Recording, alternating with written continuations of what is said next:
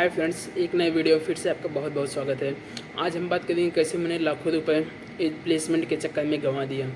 ये कहानी स्टार्ट होती है तब जब मैंने प्री सी कंप्लीट किया। जैसे ही मैं प्री सी एग्जिट एग्ज़ाम देकर घर गया तो उसके 1.5-2 महीने बाद रिज़ल्ट आया।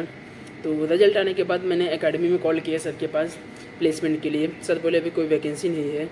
तो उसके बाद सर बोले कि जो है आप 1.5-2 महीने बाद आइए एंड अपना सर्टिफिकेट लेके जाइए। तो जब मैं प्री सी कंप्लीट करके आया उसके बाद मैं दोस्तों के बहुत क्लोज रहता था। उसके बाद मैं 1.5-2 महीने बाद गया एकेडमी में, सर्टिफिकेट लेके आया एंड सर से प्लेसमेंट के बारे में बात किया। सर बोले अभी कोई वैकेंसी नहीं है, वैकेंसी आएगी तो मैं आपको अपडेट कर दूंगा। उसके बाद क्या हुआ, उसके 2 महीना में वेट किया। उसके बाद सर को फिर से कॉल किया, सर बोले अभी कोई वैकेंसी नहीं है। उसके बाद यार मैं सोचा कब तक मैं ऐसे ही बैठा रहूँगा, क्यों ना एजेंट को पकड़ लिया जाए। तो मेरे को जहाज़ पे जाने की बहुत एक्साइटमेंट था। तो उसके बाद मैं क्या किया, मैं सोचा क्यों ना यार मुंबई जाया जाए। उसके बाद मैं मुंबई गया। वहाँ पे मेरे 3-4 दोस्त पहले से मिले, मुंबई में थे एंड वो अच्छी जॉब की तलाश में बहुत सारी ऑफिसेज विजिट किया। मैं भी बहुत सारी ऑफिसेज विजिट कर रहा था, तभी मेरे एक दोस्त का कॉल आता है। वो दोस्त बोलता है मेरे पास एक सर हैं जो कि प्लेसमेंट कराते हैं। तो यार मैं सोचा यार मार्केट में मैं बहुत घूमा तो मेरे को पता ही चल गया था मार्केट कैसा है। मार्केट में बहुत सारे एजेंट भरे हुए थे। मैं सोचा यार किसी भी एजेंट पे भरोसा करना मुश्किल है, बट ये दोस्त है मेरा दोस्त, इसको बहुत अच्छी तरीके से जानता है, इस पर मैं ट्रस्ट कर सकता हूँ। उसके बाद मैं बोला ठीक है आप बात करो। जैसे ही मैं बात किया सर से, सर बोले 9 से मेरे पास एक वैकेंसी है जिसमें सैलरी आपको 9 से 15 हज़ार मिलेगी एंड खाना पीना अच्छा है, कॉन्ट्रैक्ट 6 महीने का है, वॉच कीपिंग निकाल के देंगे, ये हमारी गारंटी है। ये सब बोला। मैं बोला ठीक है, मैं एग्री हो गया जाने के लिए। मैं उसी नाइट जो है गुजरात के लिए निकल पड़ा। जब मैं जेट्टी पे गया तो उसके बाद मैं एजेंट को पैसा दे दिया। एजेंट बोला जो है आपका 20 दिन के अंदर आर्टिकल ऑन हो जाएगा। उसके बाद क्या हुआ, जैसे ही मैं जहाज़ पे गया तो एजेंट को मैं स्लीपर्स वगैरह कुछ नहीं लेके गया था। एजेंट को कॉल किया, भाई ऐसा ऐसा सीन है। एजेंट बोला डोंट वरी, मैं अरेंज कर दूंगा। तो उसके बाद जब मैं जहाज़ पे गया सारे क्रू लोग से मिला, मास्टर लोग से मिला। मास्टर लोग बोले जो जहाज़ था वो जहाज़ जो है ड्राई डॉक में था। मास्टर लोग बोले कि जो है आप गलत जगह पे आ गए हो। मैं बोला क्यों? बोले यहाँ पे तो सब आधार कार्ड वाले आते हैं, यहाँ पे आर्टिकल ऑन नहीं होता है। उसके बाद मैं फिर से एजेंट को कॉल किया, बोला भाई ऐसे ऐसा सीन है, यहाँ पे कुछ ऐसे बोल रहे हैं, मास्टर लोग ऐसे बोल रहे हैं। बोला नहीं है भाई, आपका आर्टिकल जो है ऑन होगा। उसके बाद धीरे धीरे 20 दिन हो गए, 25 दिन हो गए, मेरा स्लीपर्स वगैरह नहीं आए, उसने कुछ किया भी नहीं। तो मेरे को 25 दिन बाद मेरे को बाहर जाने का मौका मिला। उसके बाद अपना सब सामान लिया। तो उसके बाद धीरे धीरे ऐसे 1 महीना हो गया, सैलरी आई 12,000 रुपये। उसमें से जो है मास्टर 3,000 रुपये मांगने लगा।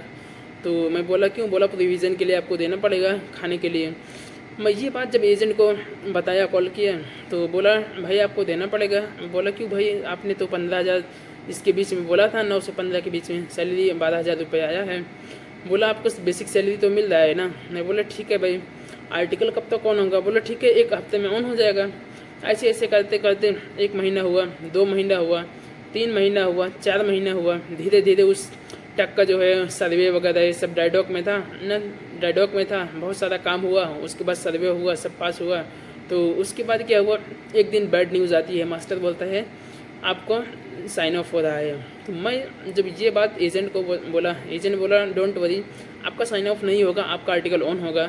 तो उसके बाद क्या हुआ, जब मेरे को एक दिन मास्टर ने जेट्टी पे उतार दिया, एजेंट को कॉल किया।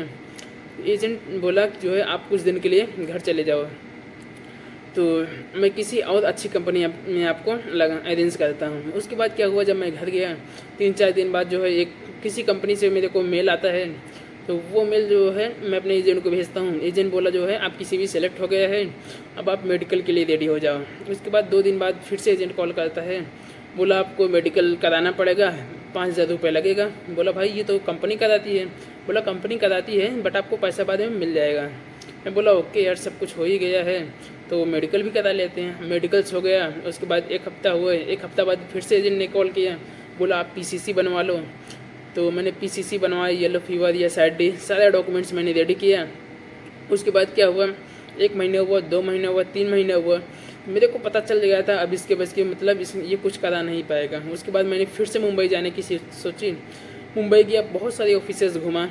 तो उसके बाद मेरा दोस्त एक OSL में था, उससे मैं बात कर रहा था, उसने मेरे को बताया यहाँ पे एक वैकेंसी है।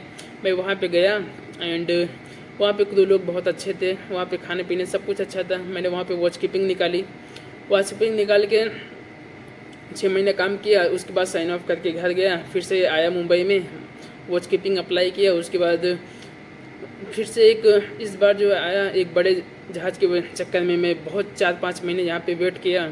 तो उसके बाद क्या, मेरे को बहुत सारे कॉल्स आए टक से, बट मैंने मना कर दिया, सबको रिजेक्ट किया। तो इसी दौरान मैंने फिर से एक एजेंट के चक्कर में फंस गया, फिर से मेरे 25,000 डूब गए, उसने भी कुछ नहीं किया। तो उसके बाद मैंने फिर से बहुत सारी कंपनियों में विज़िट किया, तो फाइनली मेरे को एक कंपनी से कॉल आया and just I am selling, अभी मैं जहाज़ पे हूँ। तो आप सोच सकते हैं आज के समय में मार्केट में कितने एजेंट भरे हैं। अगर आप किसी कंपनी में, अगर आप किसी बड़े जहाज़ पे जाना चाहते हैं, आप डायरेक्टली नहीं जा सकते हैं, आपको एजेंट के थ्रू जाना पड़ेगा। बट एजेंट के थ्रू जा रहे हैं आप, बहुत ध्यान से जाइए, बहुत ही केयरफुली आपको पैसा देना होगा, क्योंकि मुंबई में बहुत सारे ऐसे लोग हैं जिनके 4 लाख 5 लाख रुपए डूब गए हैं। तो सारे काम होने के बाद ही पैसा आप दीजिए। इस तरह से मेरी जर्नी रही। मिलते हैं अगले वीडियो में, तब तक के लिए धन्यवाद।